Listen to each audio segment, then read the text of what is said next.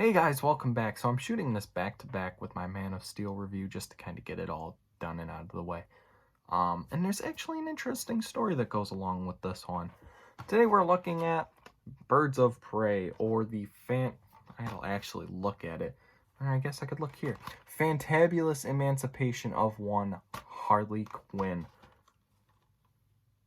I actually really enjoyed this movie, and I know quite a few people are probably like, what's wrong with you? I do want to look up what it performed now. So when I did this, it was right around the time the movie came out. The film came out February 7th. I reviewed this February 19th. So I just want to make sure that I've got all this information let's see. So let's look at it. So it's directed by Kathy Yan from 2020, a crime action film. Again, I'm going to talk about how good this movie is. And I'm going to tell you, I rewatched it last night in hopes of maybe I pick up on different things. Maybe I like it better. Maybe I don't like it more than I thought I did. My opinion has not changed. I thoroughly enjoyed this movie, even from when I first saw it to now.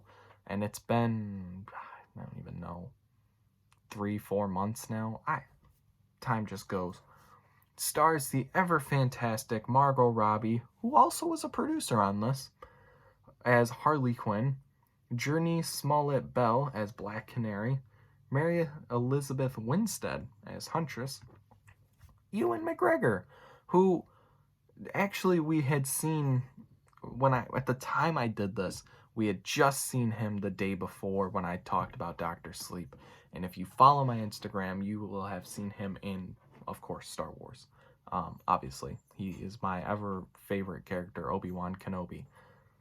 So he plays Black Mask, Rosie Perez as Renee Montoya, Ella J. Basco as Cassandra Cain, and Chris Messina as Victor Zsasz.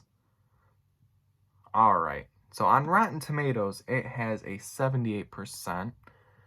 I want to make sure I have the budget right. I said the budget was $97.1 million. Close enough. The Wikipedia gives it the budget between an 82 million and 100 million. At the box office, at the time I did the review, which was a few days after its release, it had made 19.8 million opening weekend and had since earned 143.1 million worldwide. As of now, it made 201.9 million at the box office.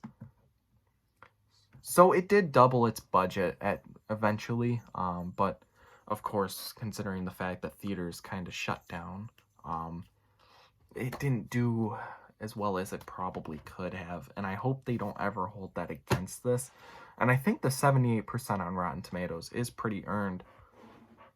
So I will say that this is certainly a funny DCU movie and has the pleasure of being the first official superhero movie I reviewed. Obviously, that statement is no longer true, because of Big Hero 6 and, of course, Man of Steel and, everything else that I've done. At the time, though, it was the first superhero movie I'd done. Up until that point, I had only done, let's see if I can do this from memory, 500 Days of Summer, 2001: A Space Odyssey, Rambo: First Blood, Transformers: The Last Night, Terminator 1, 2, 3, 4, 5, and 6, and The Shining, and Dr. Sleep. Yeah, I know, I did The Shining early on. That was probably a stupid move. Actually, I think it's one of my highest liked posts. I'm not 100% sure. So, obviously, everyone on the cast, if you know anything about, well, Margot Robbie or Ewan McGregor, or even Mary Elizabeth Winstead, even, I already forgot her name. It's not an actress I know too well. Rosie Perez. They all are wonderful in their own things that they do. And so everyone is fun and entertaining in this movie. I absolutely love it. Although, I will say I prefer Ewan McGregor as the hero versus the villain. Now, that's also because I don't watch too many things where he's considered the villain. Doctor Sleep, he plays Danny Torrance. Star Wars, he's Obi-Wan Kenobi. Those are both very heroic characters, even though in Doctor Sleep, Danny kind of takes a dark turn, but that's possessions, and eventually I will talk about The Shining. I have to, just because it is, somehow I forgot to make that number 1 for my horror, well, number 2 for my horror list. But I think it got an honorable, one of the several honorable mentions. I'm a very inconsistent person. I can never pick one thing to go for number 2. Number 1's always going to be Halloween. I hate to break it to everybody. So I really felt that the relationship between the Birds of Prey, even though they were only on screen together for about 30 to 40 minutes at the end, but they had a nice relationship growing throughout the movie. The negativity, or the not negativity, the kind of, how do I put this? There's a certain type of relationship that grows between Montoya and Harley Quinn, and it's kind of a love-hate relationship. Harley Quinn doesn't hate Detective Montoya. She doesn't love her. They get along, but they don't. And it's kind of like that. Canary, I don't know. She's kind of strange. So if you haven't seen it, obviously that's Harley Quinn. This is Canary. That's Renee Montoya. That's Huntress. And then this little girl, I'm trying to remember what her name is. Her name is Cass. She's kind of integral to the plot, and that kind of bugs me just a tad. There was something that was, I think it was a ring. Now I don't remember. I just watched this last night. I probably should have wrote it down. Maybe I did. Maybe I did at the time, because I was sitting there taking notes on my phone. I know you're not supposed to do that. People get kind of testy. But my girlfriend and I went and watched this in a really small town theater where she goes to college. It was in town. And so we went and watched it there. We were 2 of 4 people in the theater. And this really tiny, like, the theater was literally maybe the size of my room. Okay? And my room's not very big. And the screen was probably the size of the wall behind us here. So it was small. A good experience though. I've never been into a small town theater, so that was pretty cool. And I was actually really excited.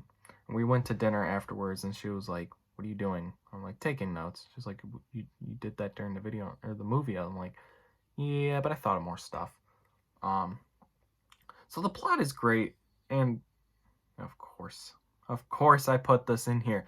Don't worry, I won't spoil anything. Obviously, at the time, I couldn't spoil anything, but alright, maybe the back of this movie will give me some details. Well, I can't remember exactly what the MacGuffin that Cass swallows is, but as far as plot purposes, Harley Quinn and Joker broke up off screen between Suicide Squad and this, depending on how you look at it. I would look at it between Suicide Squad and this. Being with Joker gave Harley Quinn some sort of immunity from the other villains, and she didn't tell anyone for a while.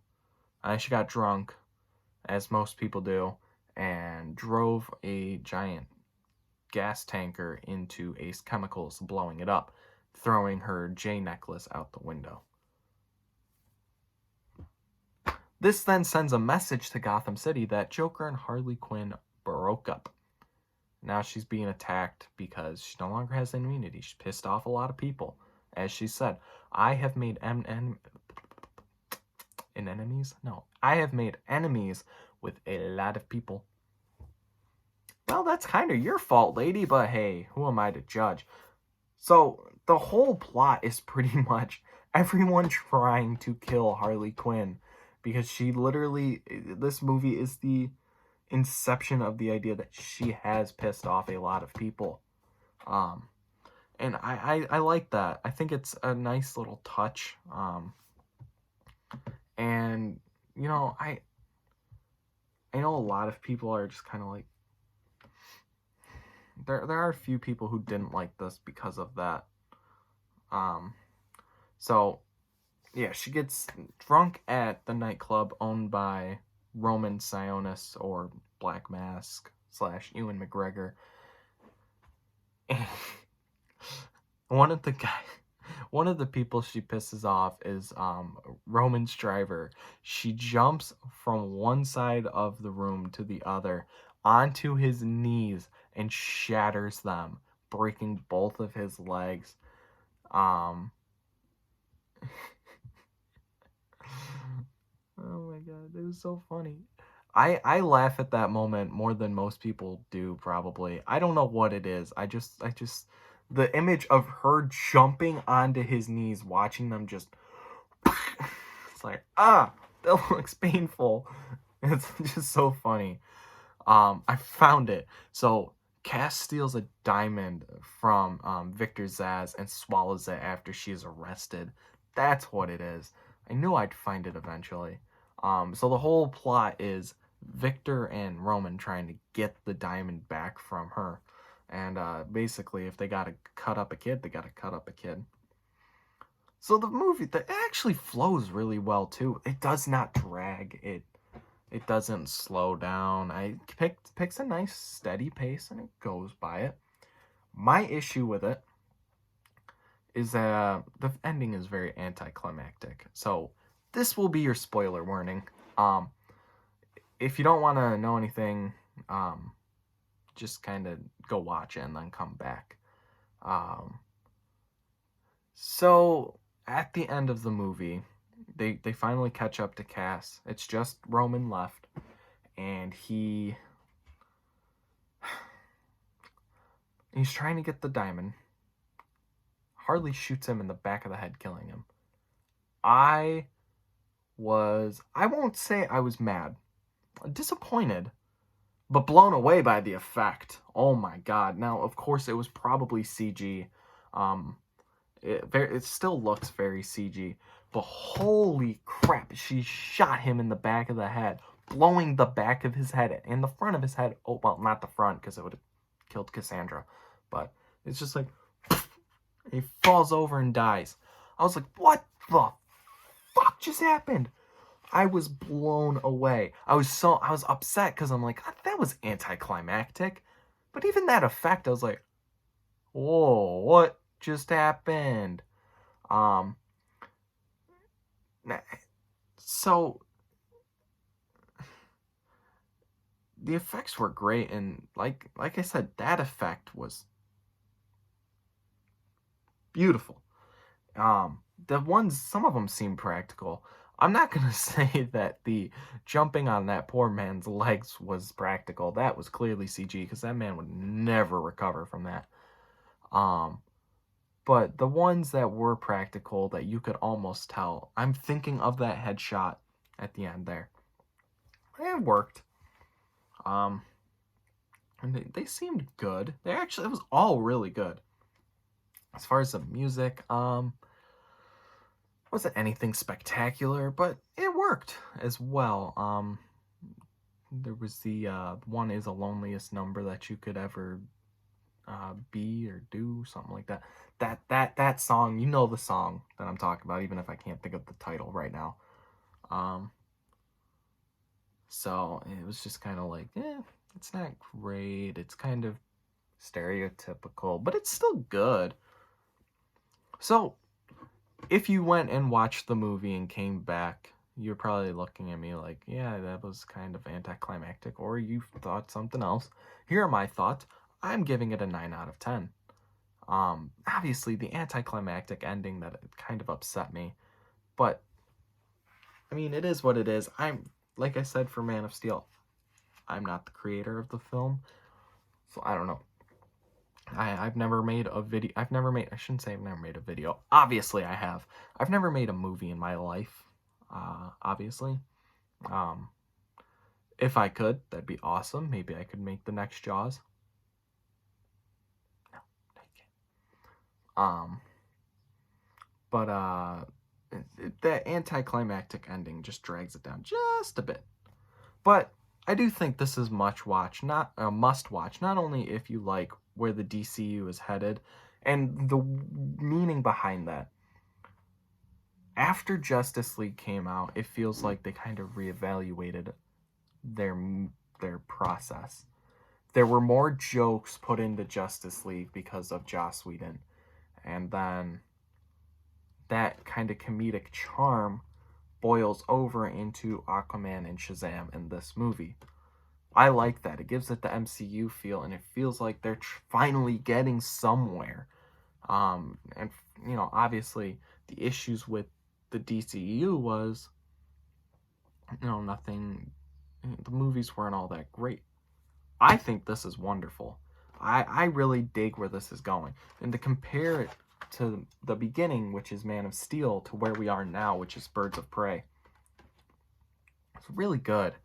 And even though I did enjoy Man of Steel, as much as I'm not a huge Superman fan, I don't know much about Harley Quinn either, other than that she was a character created for the Batman animated TV show. But if you kind of like where the DCU is headed, I think you'll like this movie. Obviously, Joker is the black sheep of the DCU. It's not really part of it, but it is, but it isn't. And there's very few jokes.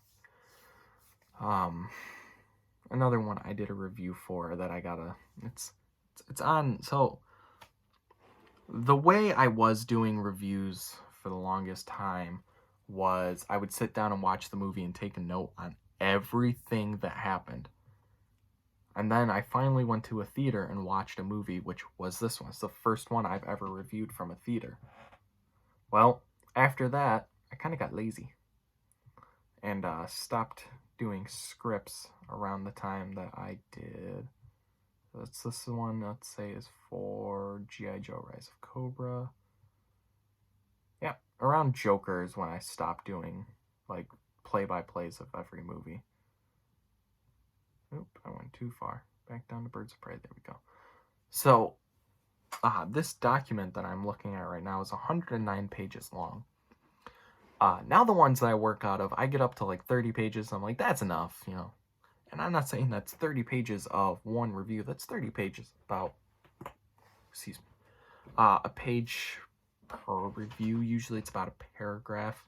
So, that's kind of, I kind of got lazy, and I don't mind that. It's a lot of work to just sit there and watch a movie and type up everything that happened.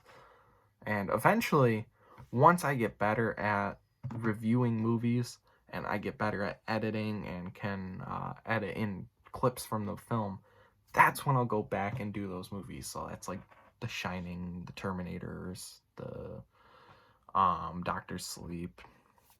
That's when I'll go back and review those. And obviously I already did, Rise of Cobra, G.I. Joe Rise of Cobra, when I talked about G.I. Joe Retaliation. They were kind of the same thing, so I just did them both. So, tomorrow we're going to talk about Batman v Superman, and I switched Joker to after Suicide Squad, just because it's like, Joker is more prominent in Suicide Squad, obviously, and I wanted to be like, here's Jared Leto's Joker, here's Joaquin Phoenix's Joker. Which one do you think is better? The answer is obviously Joaquin Phoenix, excuse you. So, until tomorrow with Batman v Superman, I am Luke, and I will see you guys later.